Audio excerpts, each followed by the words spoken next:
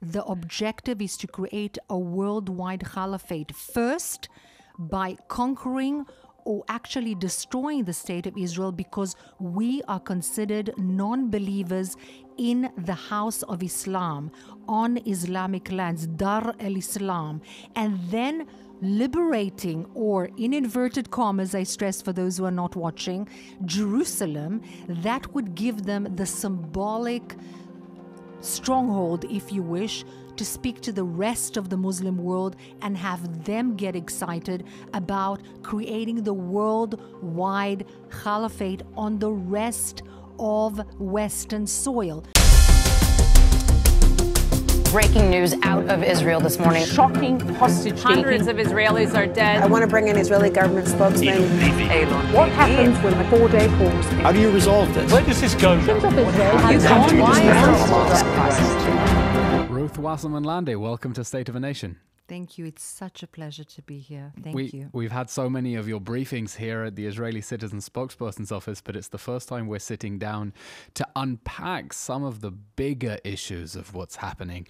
And you've really had a front row seat into the dramatic developments in the Middle East in recent decades. As a professional diplomat with the foreign ministry, you served as the deputy ambassador in Cairo at a turbulent time, then as a member of Knesset, where you were the co-chair of the Abraham Accords caucus. And what I want to do in this discussion is talk about the threats on Israel's border. We have witnessed the Middle East change beyond recognition since October 7th. We often use the analogy of a domino effect, that the Hamas invasion on October 7th, no one could imagine that the dominoes would fall and lead to the fall of the Assad regime. But I want to lean in maybe to a different analogy, which is that of a ripple effect, of how the aftershocks of October 7th are changing the region in ways that none of us could expect, and what that means for threats on Israel's borders that may emerge in future, and what we need to keep our eye on. And so, since you do speak Arabic, I want to understand how these events are being perceived within the Arab world as well, and how the major geopolitical trends are being analyzed by our neighbors, what maybe we should be paying more careful attention to.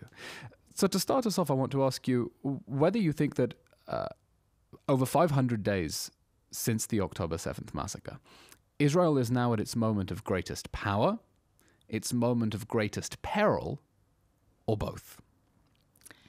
Well, that's an easy one, because it's both.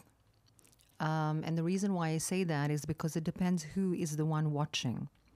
I always say that the framing, Eylon, of the current situation is different to what most of the world perceives. For example, there is a tendency to speak of the Israeli-Palestinian conflict, the Hamas-Israel war, the Israeli-Palestinian kind of perhaps even path to peace, and so on, or the Arab-Israeli conflict. But none of those are, in my humble opinion, the right prism or the right way, the angle in which this entire undertaking is to be seen.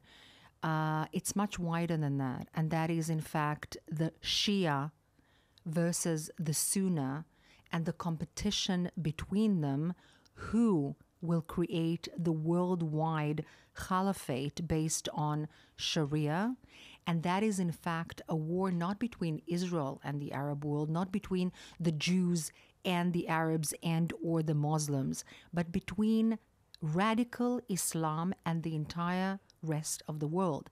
And that's a completely different angle from which to analyze everything that's happening in the region and the Israeli-Hamas skirmish in Gaza, and then the rest of the border, let's say, threats upon Israel as well. Hang on, I want to understand that, because I've heard the analysis that says the right frame to understand what is happening in the Middle East is essentially a Cold War between the Iranian axis and between the axis of moderate Sunni states, Saudi Arabia, Egypt.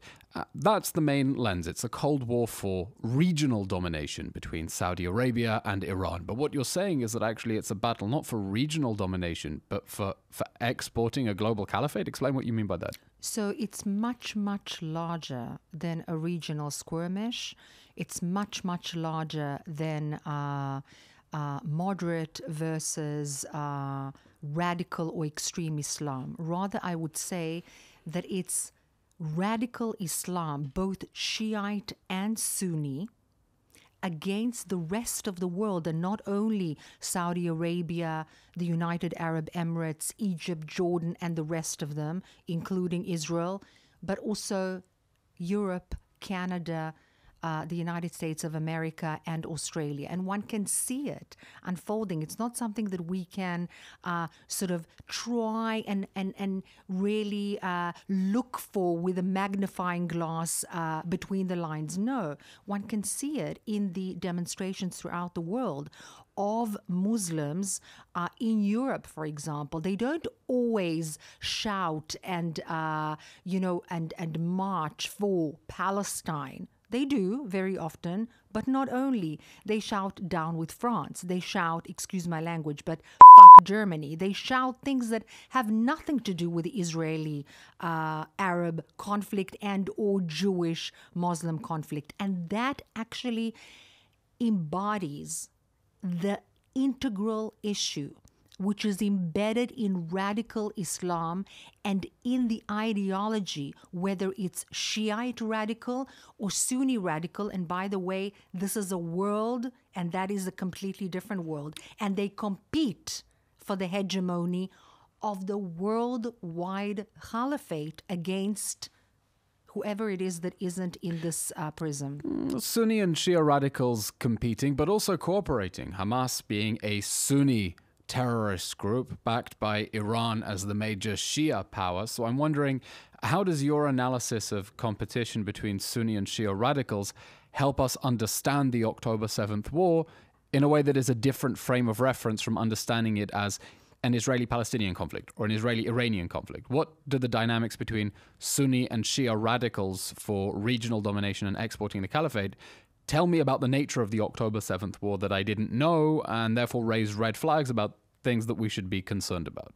So first of all, the fact that there is this divide between Sunni and Shia is actually an advantage, because whereas they seem to be cooperating on certain fronts and for certain, let's say, objectives, it's only a make-believe cooperation. It's only temporary. In fact, the Sunni radical Salafi jihadists see the Shiites as kuffar, as non-believers. And for them, it is almost as bad as being Jewish or Christian or any other religion. God forbid. And God forbid. But it is so. This is something that is very, very strong. So, for example, when we look at al-Julani in Syria, who is a Salafist jihadist, wearing suits, taking off the very long beard and so on. Trimmed it to Herzl length. Exactly. When it comes to the Iranian regime at the moment, there is no way in hell that they will ever truly cooperate, because that goes against the grain of the Salafist jihadist. But wait, Hamas is cooperating with the Iranian regime. So that's different. That's different. And because it suits Hamas and it suits the Iranian regime. And when I say that... In which case you're saying that what really matters is realpolitik, not arcane theological disputes, Catholics versus Protestants, as if this is the Middle Ages. Well, it depends, because the Hamas... Not Middle Ages, Catholic versus Protestants. Later, I've shifted my frame of reference by a couple of centuries by accident. A little bit. But there is a difference. The Hamas and the Muslim Brotherhood, which are one and the same, in fact belong to the Muslim Brotherhood kind of prism. And that is a little bit different than the Salafi jihadist Sunni prism. Both are Sunnis, but the Salafis have less room to maneuver within, and they are absolutely against. They cannot. It goes against the grain to cooperate with the Iranian Republic and the regime with Shiites. They are kuffar. It's the same thing for Hamas and the Muslim Brotherhood, but the Muslim Brotherhood and Hamas have a feeling, a kind of a trend.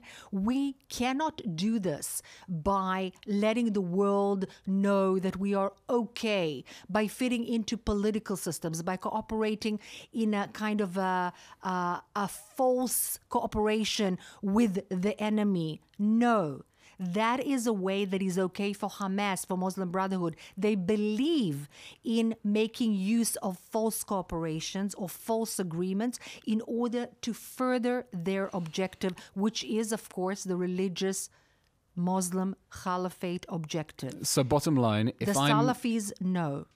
So bottom line, if I'm missing the frame of reference that you think is the most important frame of reference, which is this great power kind of competition between Sunni and Shia radicals, what am I missing in my understanding of the October 7th war? How am I reading the map wrong? So there are two issues. First of all, we need to understand that this is not an Israel war. This is a worldwide battle for, and I'm lacking a different way to describe it, but the good against the evil. I know it sounds very melodramatic. And who are the good and who are the evil in this? So the radical extremist Islam, no matter if it's Shiite or Sunni, is the evil. And their arms, their proxies, whoever they use in this game to win one thing: a worldwide extremist, radical Islamist caliphate. Sorry, explain what you mean by a worldwide caliphate. So a worldwide, on the lands of Egypt, Jordan, Israel, the entire Middle East, United States of America, Europe, Australia, Canada, worldwide, global Islamist caliphate. This is the objective. You're saying that both the Iranian regime and the new government in Syria want to turn Australia into part of a global Muslim empire? Absolutely. And do you have any evidence for that? Let me explain how. For decades, Qatar, which is Sunni, has been actually funding cells in all of those countries that I've mentioned in order to strengthen their hold on perception, on the way that people think, whether it's buying think tanks, whether it's affecting PR, whether it's buying football clubs, whether it's buying faculty members in universities. There's plenty of proof for that. Whether it's actually funding schools, not only in colleges and tertiary education. I mean, if I can play devil's advocate, they just want to expand their influence. It doesn't mean they're plotting to build some sort of global Islamic empire. Well, they do want to expand their influence. And whereas when it's a form of soft power projection, one could say. I'm being, absolutely. Thank you for playing devil's advocate. And I'll kind of retaliate and say they do want to expand their influence. They want to expand it in a manner which is true to their objective, their core objective. Now, because they don't have an army and there are only approximately 300,000 Qataris, their way to expand if you don't include all the slaves. Well, they're not Qataris. So the 300,000 Qataris want to cushion their own, let's say, influence by using money. But their ideology, their core ideology is radical Islam, politicized radical Islam, and they use the Muslim Brotherhood and the Hamas. This is their radical arm of expression. By the way, Turkey, exactly the same. And they compete, in a manner of speaking, for that head or that kind of power. Now, when we're talking about... sorry, the competition you see is between an Iranian axis versus a Turkish-Qatari axis? I mean, who are the major players in this? Absolutely. There is the fear or the kind of defense set up by Saudi Arabia.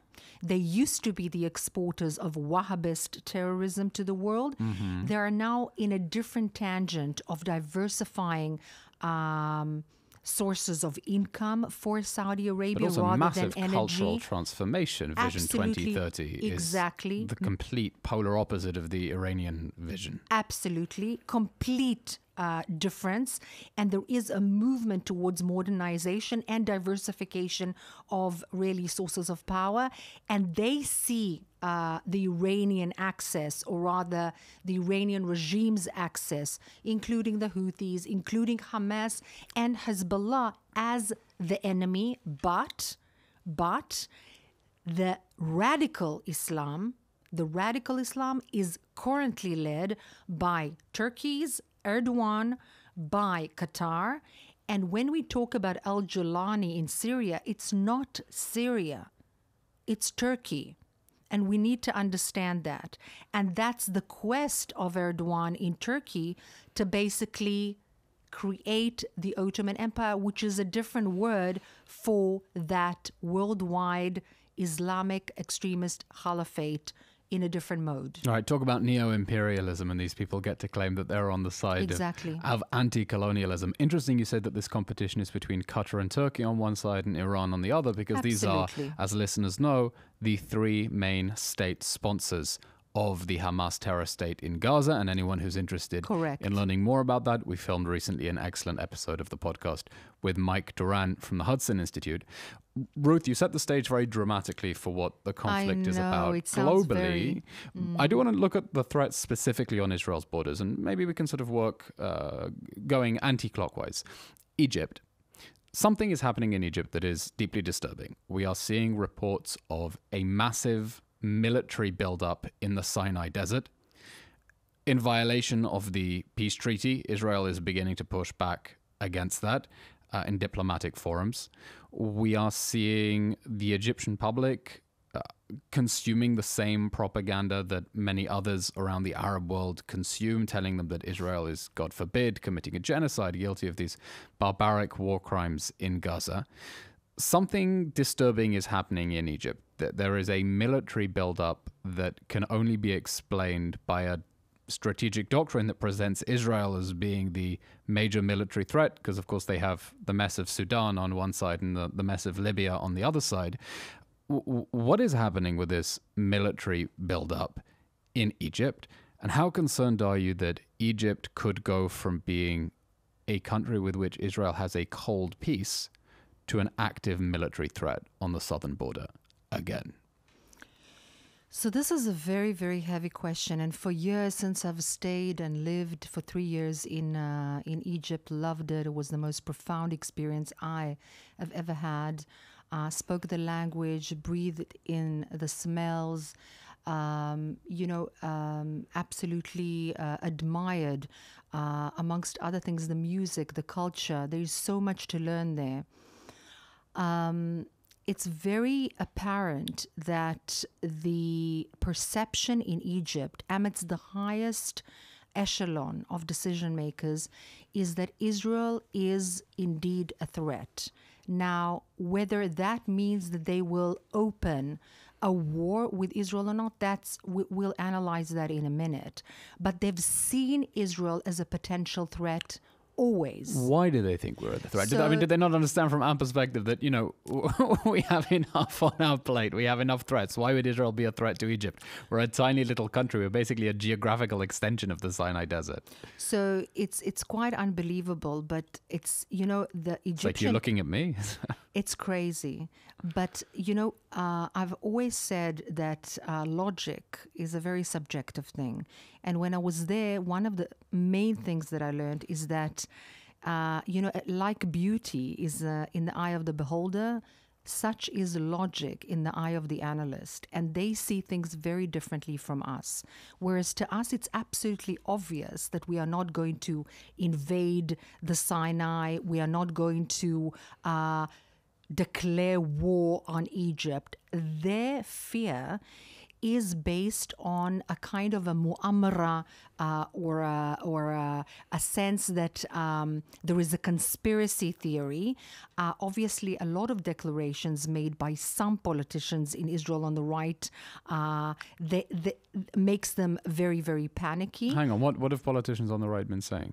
So, well, a lot of them have been saying that, a lot of the Gazans should be pushed into the Sinai Peninsula, and that creates a huge panic attack in Egypt. So when you say that Egypt views Israel as a threat, the threat that they're imagining is that Israel is going to displace the people of Gaza and push them into the Sinai Desert? Like, that's the threat they're imagining? That's one of the threats they're imagining. And throughout the Cold Peace, another threat that they are and were and still will, in my humble opinion, imagine is the threat of normalization, or what they call in Arabic tatbiya. So why has there not been any tatbiya or normalization? I'm talking about musical cooperation, agricultural cooperation, economic cooperation, and so on. There's been very, very, very little of that throughout the more than 4 decades of peace with Egypt. Why? Right. The peace agreement with Egypt basically ended a state of war, created an exchange of diplomats, and as you know, not always a permanent presence of diplomats on both ends. But it didn't really create normal relations between the countries in the way that Israel and the UAE have normal countries. I mean, are there even flights between Tel Aviv and Cairo? Well, there are flights, but they've become more rare. But that's not the only thing. It's a secret route, isn't it? It's the whole thing about Israel or saying this word is something that is yani aib. It's shameful. It's not something to be proud of. It's something that, I mean, look, 110 They see this as an million evil that they need to put up with. Exactly. And the worst thing, Eylon, is that 110 million Egyptians are taught, whether it's via messaging in the mosques, whether it's via the media, whether it's in the educational system and the curricula, that Israel is the enemy. That's what they learn and had been learning. And this is a key point, because Israel has never demanded from Egypt... Under Nasser, under Sadat, under Mubarak, under Sisi. Well, Sadat was short-lived. Nasser was a completely different story, because that was before the peace treaty. So he was completely anti-Israeli.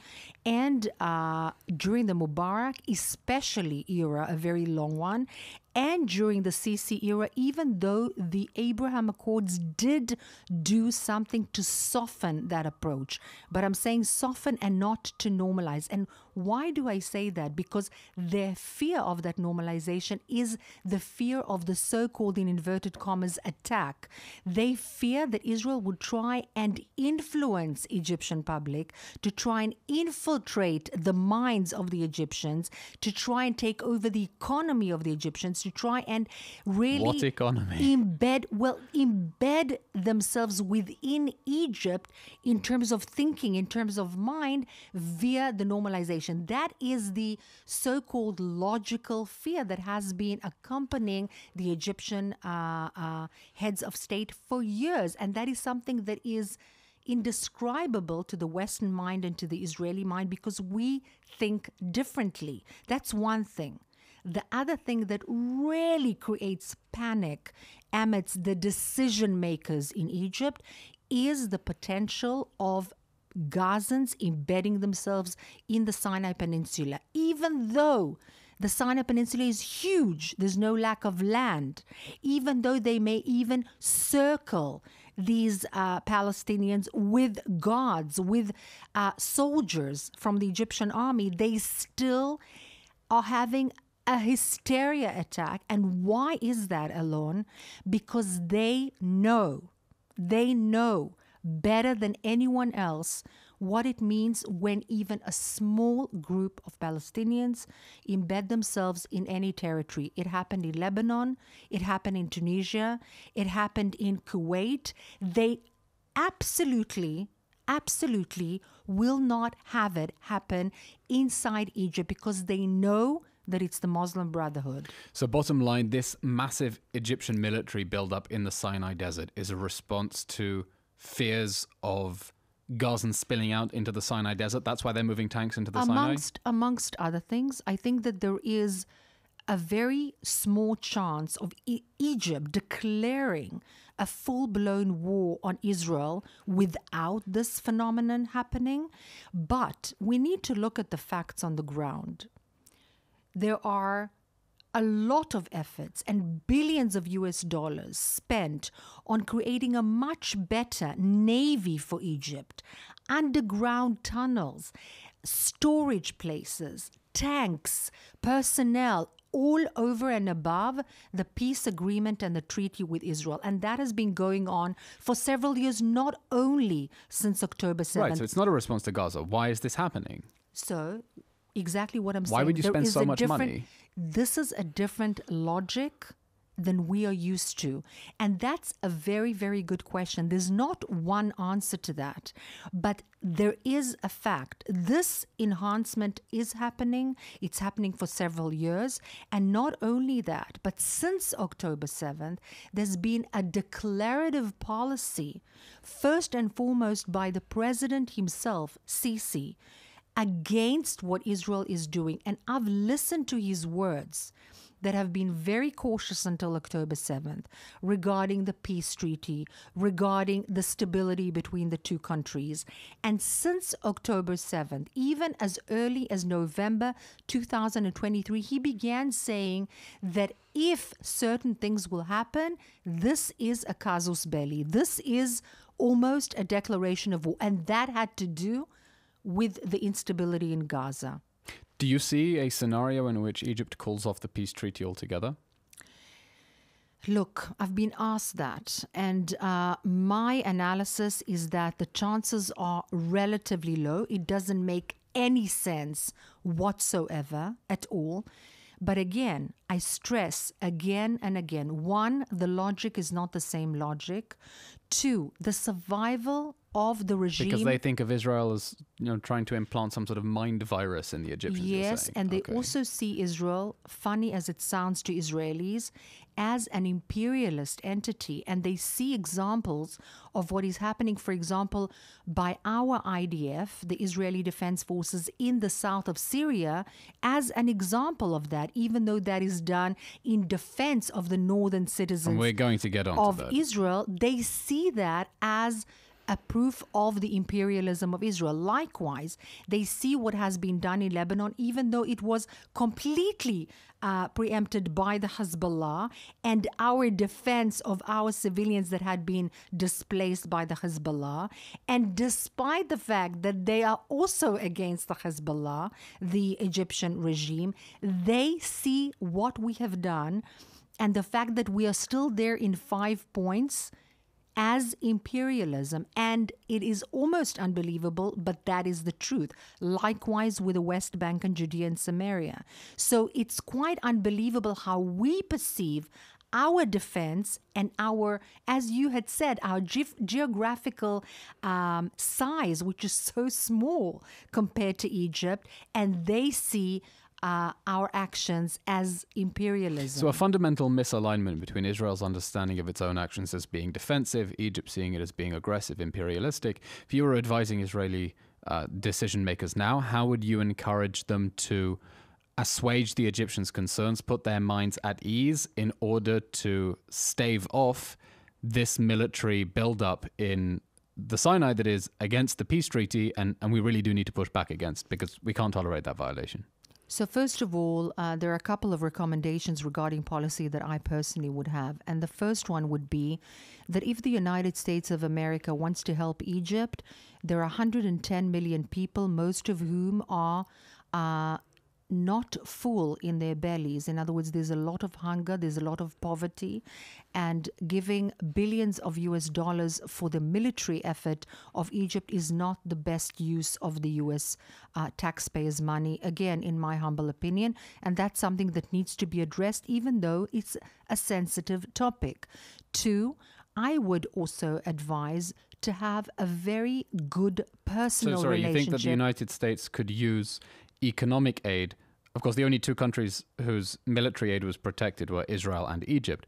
Absolutely. By the Trump administration. But you're saying that the United States should use its ability to provide economic aid, food, to Egypt as leverage to get them to draw down their military escalation? In general, I think there would be a better use of their leverage on Egypt to help the civilian population. And there's a lot of need there for investment. Which is crazy. This is meant to be the breadbasket of the region. Absolutely. Instead, it's the basket case. Absolutely. And there is a lot of difficulty in that regard vis-a-vis the Egyptian regime. This is a very significant and heavy boat to navigate in the region. Okay, so American economic aid, what else? That's one. Second of all, I would advise Israel to, for the first time, and that's absolutely insane, demand that the Egyptians, much like the Jordanians, change their educational system and their curricula and the messaging regarding inclusiveness, regarding Israel, regarding the Jewish people, and regarding the West. This has not been done since the establishment of the peace agreement, and the people learn to hate. I'm not saying dislike, hate Israel. I know that, again, this may seem very difficult to say, this may seem very critical, but I stand behind my words. This is key to changing the prism of thinking. And yes, it will take 10 to 15 years, but we have never demanded that as something with which to go forward. And this is something that needs to be addressed. I'll give you an example, Eylon. The Egyptian regime has asked us in the past years to attack Daesh in the Sinai Peninsula. In fact, think about what I'm saying. They've asked Israel and Israeli capabilities and aircraft to attack. What do you mean they asked Israeli aircraft to attack? They asked the Israeli establishment and IDF to help them attack Daesh and ISIS inside the Sinai Peninsula. Not them, but us. And we did this. We did this for them by their request. In other words, we helped them in a few mechanisms to fight their own internal terrorist cells. And we demanded no real return. We did not demand from them anything significant. On the contrary, Israel allowed the Egyptians to open the peace treaty and to enhance their capabilities and their personnel within the Sinai Peninsula. In the Middle East, in this neighborhood, when you get a gift, you need to demand back. You need to be firm. And I'm not saying this without respect. You need to be respectful. You need to be very, very honor conscious, and we should be honor conscious for the Egyptian regime. But on the other hand, we should demand a difference of messaging by the Egyptians vis-a-vis their educational system and messaging about us and the Jewish people. And we have not done that. That's another policy recommendation that I would definitely recommend my people to take. Yeah, I mean, it would certainly be very helpful if the Egyptians reduced the amount of anti-Israel incitement in their education system. Not reduced. Eliminate. Annulled. Eliminate, obliterate, exterminate. I mean, one of the things that's very concerning in Egypt is even if the Sisi regime itself understands the importance of peace with Israel, you have a whole officer class in the military who will be consuming the same news as everyone else, thinking that Israel is, committing genocide against the people of Gaza, God forbid, which obviously we're not.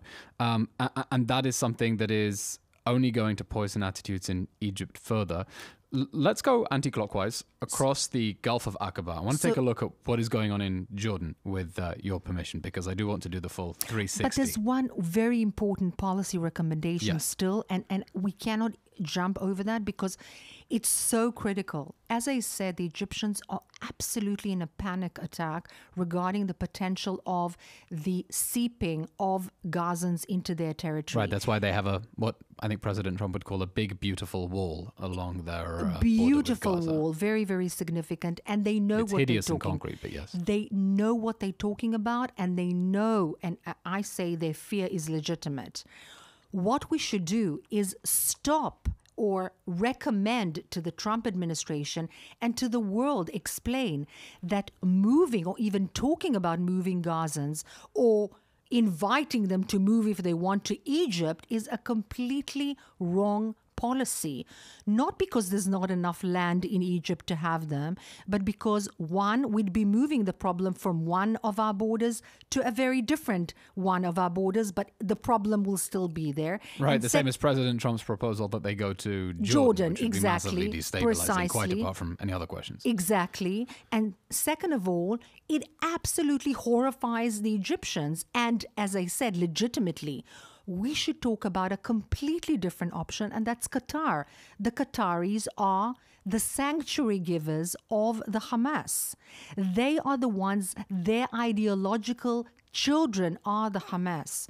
They should host the Hamas, as they already do, but also the people of Gaza within their territory. And when I'm told that their territory is too small, that's absolutely not true. 11,500 square kilometers, that's 30 times the size of the Gaza Strip, and that's quite enough space. Second, they need the workforce. And third, they have, God knows, enough money to host them comfortably. And that's where and all they the housing should for go. the World Cup. Precisely. Well, look, I mean, obviously everyone's first preference would be that we can all live in peace side by side. But President Trump makes this point that it's simply impossible to clear that much rubble. Well, simply it's not impossible to do reconstruction as long as, one, Hamas is still there. Exactly. And two, while there are people there, reconstruction itself poses a massive logistical challenge because there's so much rubble to clear. And there's a lot of rubble, of course, because Gaza's government, Hamas, chose to booby-trap the place to the eyeballs and build an acropolis of 350 miles of tunnels underneath. And of course, there can be no reconstruction while the government of Gaza is committed to Israel's destruction. Exactly. Ruth, I want to go anti-clockwise. Let's have a look at Jordan. Absolutely. For many decades, Israel's quietest border, Israel's longest border, Israel's quietest border. Israel has a strategic interest in the stability of the Kingdom of Jordan and the Hashemite regime. How stable is the regime? How concerned are you that this could become the weak link in the regional architecture, destabilized by the Iranian regime, by other elements? And this is sort of the black swan that a dramatic event in Jordan suddenly transforms Israel's regional security architecture beyond recognition. Eylon, you're so right. What you just asked... I like hearing that. But truly embeds in and within itself the very answer. There is a huge level of instability in Jordan, first and foremost because of the makeup of the Jordanian population, which depends whom you ask, but is between 70 and 80% Palestinian. And the Iranian regime has been very, very active in the past years in destabilizing, inciting, funding, and really trying to terrorize, in a manner of speaking, the population against the Hashemite kingdom, and in order to destabilize, because that's the raison d'etre of the Islamic Republic of Iran, to destabilize societies from within and then to walk into that chaos and take control. And what they've been trying to do is basically to create a better presence, and they've been strengthening Hamas and the Islamic Jihad inside Jordan on the back of the Hashemite kingdom and the leadership in Jordan in order to strengthen the presence along the Israeli-Jordanian border, which is, for those who don't know, completely open, completely without any kind of a wall, There's a a fence, isn't there? No. There's no fence? No fence. There's no wall. There's no anything at all. And there is more than 336 kilometers between, actually, that are mutual to the two countries. Now, there is a fence 50 kilometers, from those 336 kilometers, and it's not a very high one. So Right, I'm looking at pictures now. It really is, it's the kind of ramshackle chain fence you might put around a farm. Absolutely. Not to protect a border. Certainly not a hostile border. Exactly. And that is the grand plan, or was the grand plan. I say it still is, of the Islamic Republic of Iran, and a very dangerous border for Israel. And I've been saying this for already 2 years.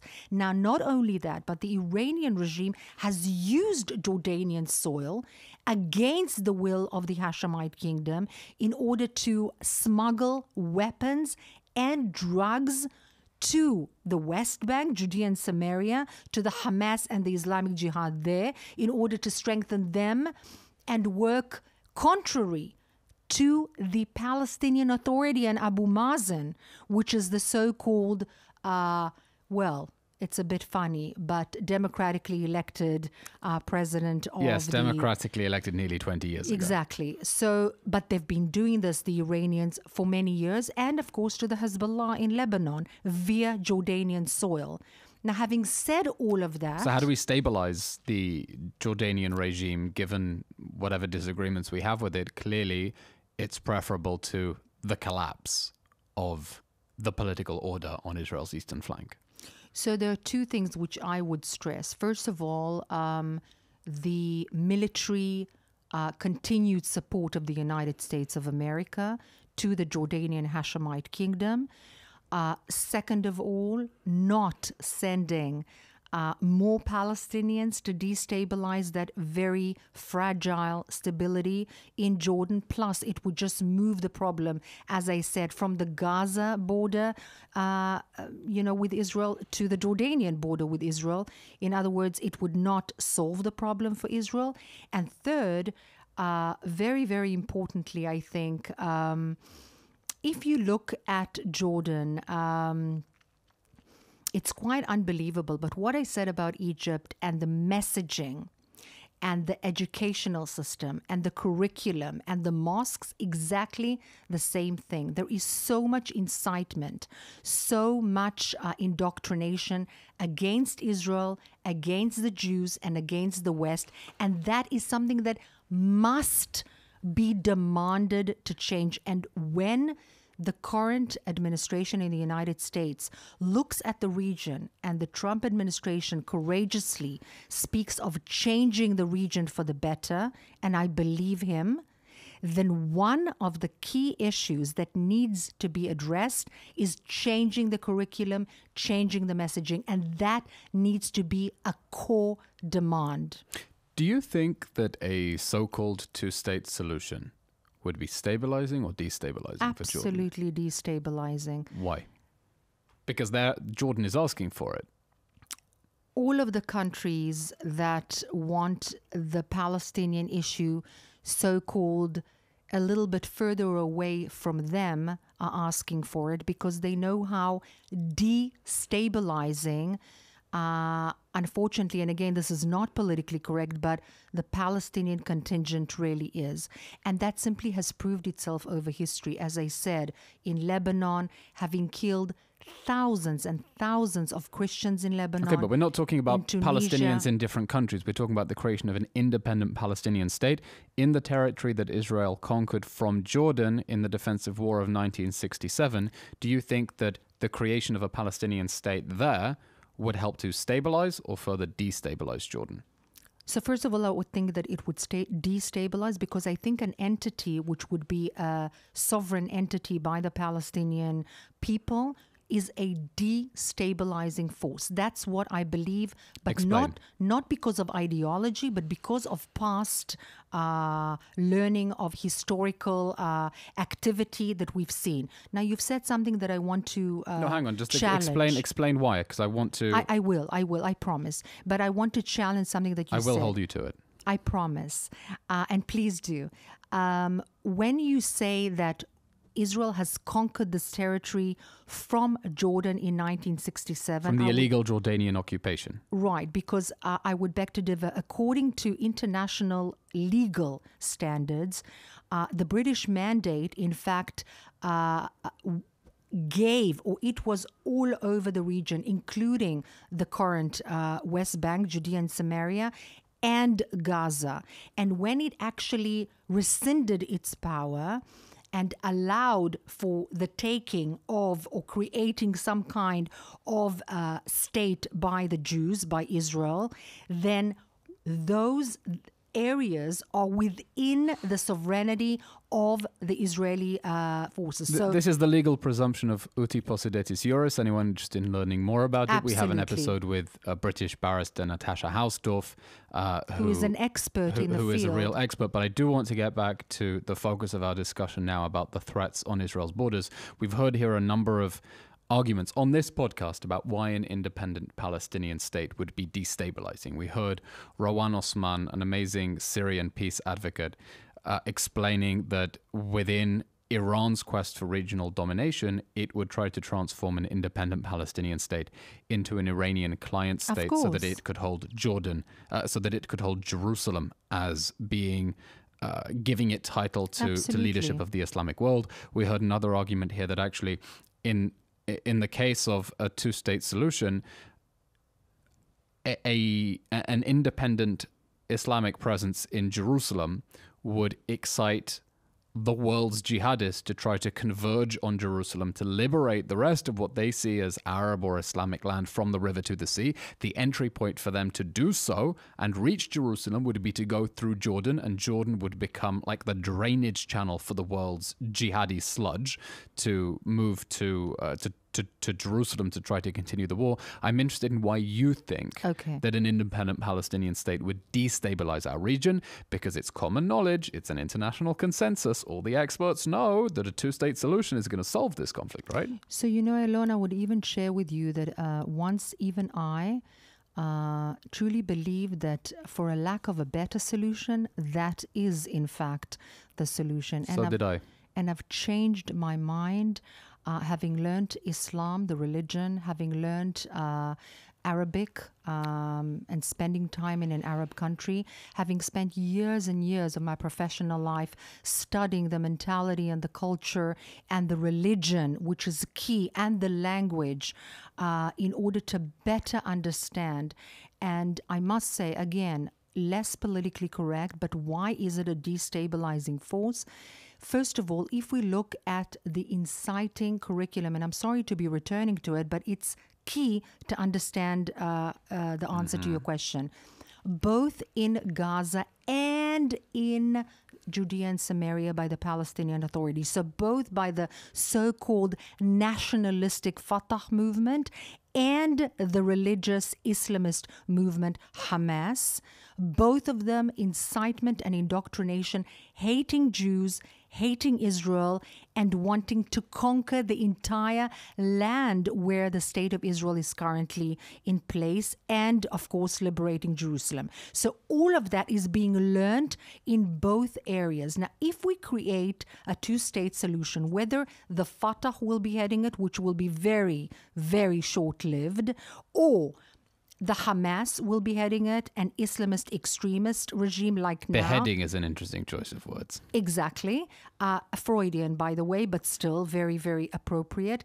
Still, this will be an extremist Islamist body. Now think about that. Whether for Israel... It's impossible to avoid that conclusion. Exactly. And whether for Israel or for Jordan, it needs yet another Islamist extremist body right next to its borders. This is absolutely destabilizing because, as we said, they already have 70 to 80% Palestinian population. They already had Black September in 1970, where the former king killed many Palestinians to stop an attempt to undermine his authority. And we do have the Islamic Republic of Iran working to destabilize the kingdom and create yet another backyard for its own ambitions. But so will the Salafis, so will the extremist Hamas or Muslim Brotherhood. Right, they would obviously use an independent Palestinian state as a basis also to destabilize the monarchy in Jordan. Absolutely. And the whole reason, I go back to my first sentence, the entire reason is not only to liberate the entire state of Israel, because we are non-believers.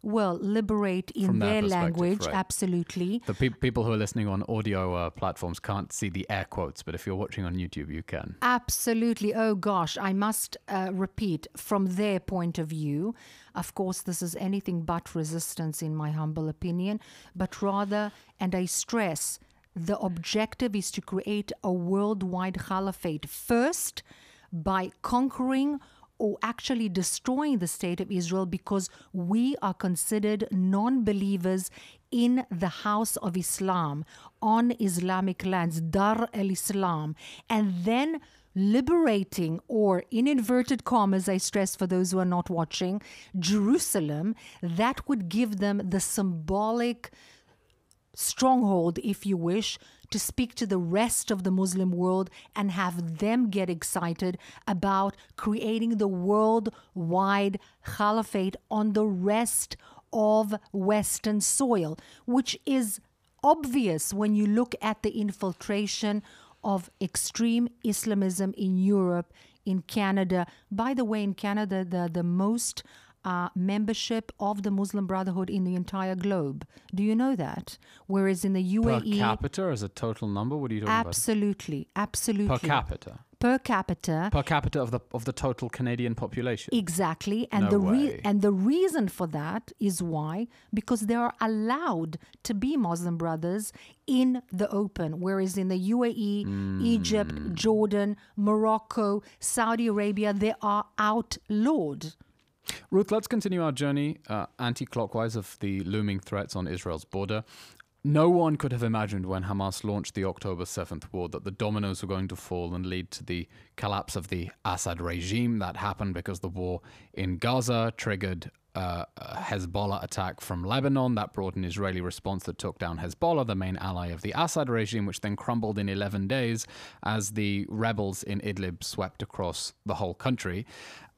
And it's now embarking on a charm offensive to tell the world, reassure it that what it's really interested in is the reconstruction of Syria, that it's not as scary as you would think, given that, Al-Jilani was recently on the list of, America put a bounty on his head for his location until he started hosting world leaders at the Damascus presidential palace, and it was perfectly clear where he was.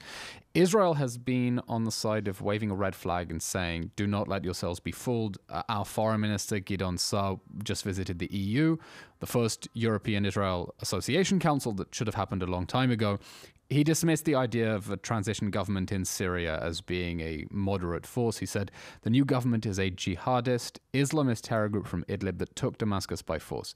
The Islamists speak softly, just like Iran did in 1979, but they are exacting vengeance on the Alawites and hurting and harming the Kurds. We've also seen Israel demanding international protections for the Druze in southern Syria. We've seen Netanyahu, the prime minister, demanding no Syrian military presence south of Damascus, essentially trying to expand the buffer zone we've already created by creating another demilitarized zone inside Syria. I'm wondering, when you look at these dramatic changes inside Syria, how you evaluate the threat. Is this an opportunity for a more stable border because there is a country that is now going to be focused on reconstruction and is going to have no interest in adventures and attacking Israel, and they're going to clamp down on Iranian smuggling routes, and this is a good thing for Israel? Or is Mr. Al-Jilani a wolf in sheep's clothing and we should be worried? Both. Explain, please. So both. The Middle East is complicated. In yes, short. it's complicated. Okay, it's not black or white. It's Okay. all, it's a myriad of nuances, but this is rather less nuanced. We are talking about jihadist, Salafi, extremist Islamists that were affiliated with ISIS and Al-Qaeda and have now taken over, as you had said, because of the weakening of the Shiite axis. But we need to understand who is behind this. And who is behind this is the father of Muslim Brotherhood, and that's Erdogan of Turkey. So we need to understand that we have on our so-called borders not Al-Jilani and a terrorist group, but in potential, but Erdogan's Turkey. And that is a completely different story. This is a member of NATO, a very, very strong You see country the Al-Jilani militarily. government as what, like a proxy of Ankara? In a manner of speaking, absolutely. There is a will of Ankara to shorten routes to the West in terms of energy and to make a lot of money and to become the center of that route. And that's a very, very strategically staunch and relevant plan. And I believe that the American administration quite understands that and the strength that lies within that. However, if we annul the presence of Erdogan in Syria, in fact, not annul, but almost circumvent that by creating an alliance with Saudi Arabia, then the route can go via Israel, Saudi Arabia, and then to the West, and that shortens the route even further. And that's a mechanism via which money, centralism, and let's say circumvention of extremism. So this is a good thing? Yeah, well, if it is circumvented. Now about the threat. If we understand that Salafi extremist Islamist regime in Syria is hand in hand with Turkey, and their aim is first and foremost to rebuild Syria, to strengthen Syria, to open it to foreign investment, to get the West to take away the sanctions and the blacklisting of Hayat al-Tahrir, then we understand the suits, the trimming of the beard, the taking off of the turbans. All of these things are not against the fatwas, not against the practices of Islamic You're saying it's all a show religion. to reassure the West that these aren't Islamist extremists after all? Exactly. So in the short term, Israel is not on the agenda only for the short term, because Salafi Islamic tradition and religion is in epitome. Impossible within it to accept the non-believers on the land in Dar el-Islam, meaning they cannot accept the reaching out of the Islamic Republic of Iran, Shiite, for friendship, which was declared recently in an attempt to, try and cover up what they did to the people with the Assad regime, but they cannot accept also the presence of Israel on their board. It is impossible. This is against the grain of Salafi Islam. It cannot be negotiated. It cannot be taken away. This is against Allah. It is impossible. So a potential long-term security threat coming from Syria, something to keep our eye on. Let's continue anti-clockwise. Lebanon. Yes. When the October 7th war began, Hezbollah, Iran's proxy army in Lebanon, was the most powerful non-state actor in the world. It has now been reduced to an almost leaderless militia. I say almost leaderless because the leader didn't even go to Hassan Nasrallah's funeral. That is under pressure. We saw just recently Israeli warplanes flying over Hassan Nasrallah's funeral in Beirut, and Hezbollah didn't respond at all. All they could do was wave angry fists at the sky. The Israeli warplanes came, though, this time as liberators, and I don't mean that in a trollish way. Israel's destruction of Hezbollah has not only given the Lebanese people an opportunity to take their country back from the Islamic Republic of Iran, it mandates that they do it. The terms of the ceasefire, which envisaged the Lebanese armed forces taking back Hezbollah positions south of the Litani River, that ceasefire mandates that the Lebanese restore their sovereignty over their territory away from the Iranian occupation. I wonder, when you look at our northern border, until recently our most dangerous border, do you think that the Lebanese army is going to successfully take up the challenge, remove Hezbollah from southern Lebanon, restore Lebanese security and sovereignty? Or do you see Hezbollah reconstituting, not least because, as our foreign minister Gideon Sa'ar recently said, Iran is trying to continue smuggling funds into Hezbollah, and it's doing it through Turkey with Turkish cooperation?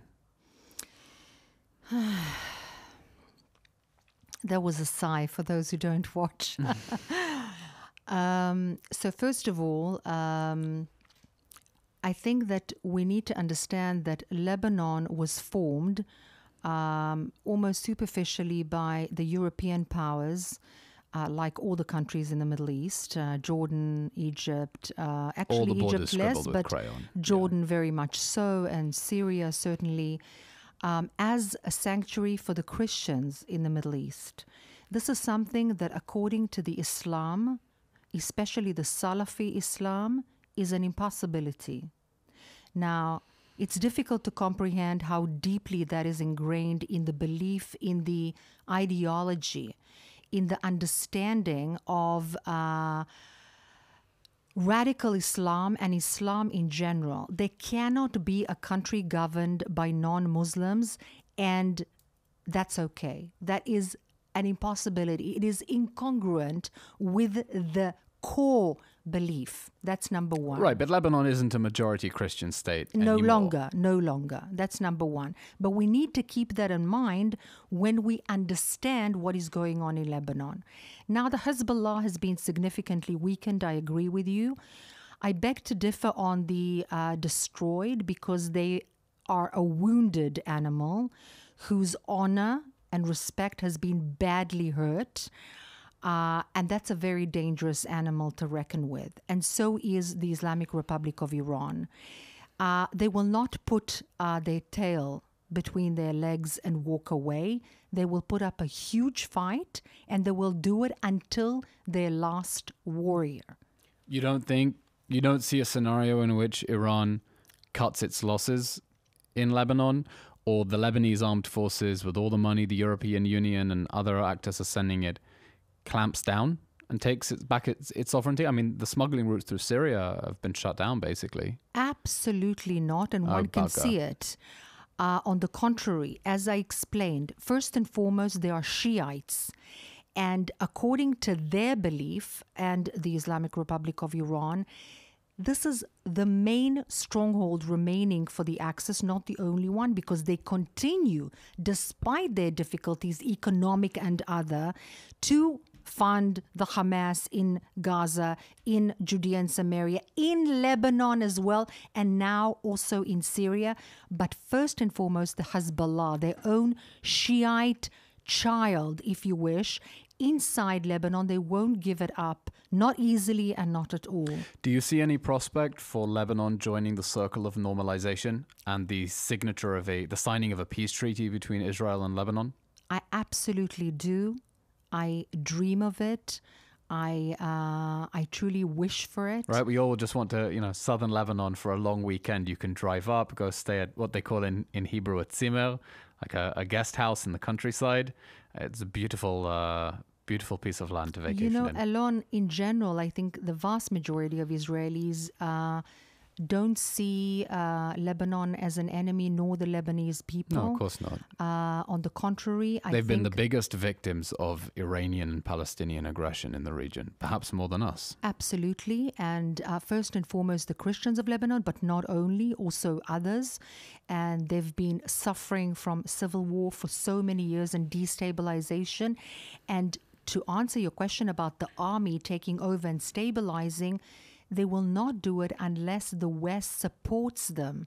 Because, as I said, Hezbollah will not willingly go anywhere at all, and a wounded animal is a very dangerous one. And the West is supporting them, and part of the reason we haven't seen, or rather the withdrawal went over schedule, is that the Lebanese army simply was not strong enough to take over all the positions from Hezbollah. That's why the West had to send it more military aid to put it in that position, and that will require further cultivating. Ruth, final question. You don't have a crystal ball in your handbag, do you? Well, unfortunately. You left it at home. Absolutely. If you had a crystal ball and you were looking at Israel's borders, Egypt, Jordan, Syria, Lebanon, let's put aside Gaza, West Bank, Judea and Samaria for now. Egypt, Jordan, Syria, Lebanon. 10 years' time, which border is the most dangerous for Israel? Wow. And which is the safest? That's a very difficult question to answer because things are so volatile and so mobile in this region. And just think, in 10 years, people are going to watch the back catalogue of this podcast on YouTube and hold you to your answer. And that's why I will be very, very cautious because, as you say, my crystal ball is left in my bedroom. It's a very good question, and I dare say that I don't have the answer. Right. I can only hope, as a mother, as a Jewish Israeli, a proud Jewish Israeli, that war will be less dominant than it is today for the sake of my children, and please God, their own children when they will be there, and for the sake of the people in general. Am I very optimistic that this will be the case? I'm trying to be. We're all doing our best. We're all doing our best to be optimistic. We are living in very difficult times at the moment. And that ambivalence of your answer, that you're looking at these four borders and say you have absolutely no idea which is going to be the most stable, which is going to be the most dangerous in 10 years, which of the regimes will fall, will be replaced, which country will have a civil war, shows the danger of the reality that we're living in. Before October 7th, there was a thought in Israel that we could allow these threats to build up on our borders, and we would be able to read the enemy's intentions and do something in time.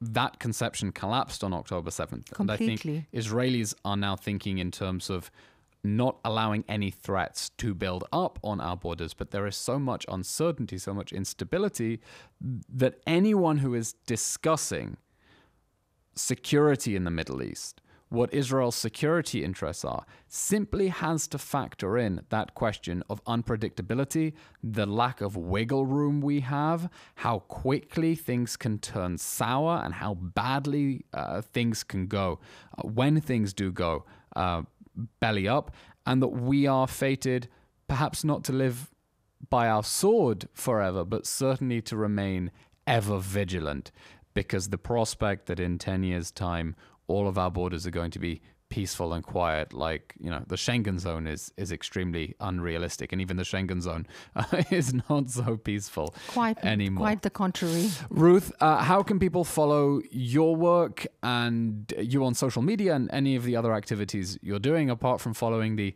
Citizen Spokesperson accounts where we share all the interviews that you have been doing in the international media? And thank you for that and being one of our voices. So it's first of all my pleasure. I feel that I'm really performing a kind of a calling. It's coming from very deep within, because I believe in what I'm doing. I believe that had we have the chance, Israeli people would have very much wanted to reach out, and have reached out, and really gone for more peace.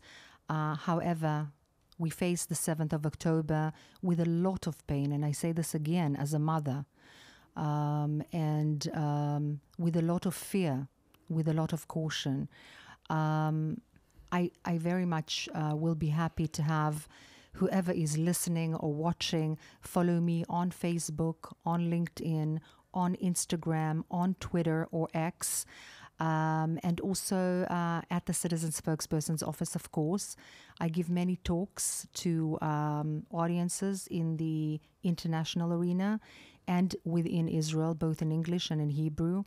And it is a pleasure for me to try and break down this very, very complex conflict. We're all trying to perform our civic duty. Ruth Wasserman-Lande, thank you very much for coming on State of a Nation. Thank you. It's a pleasure.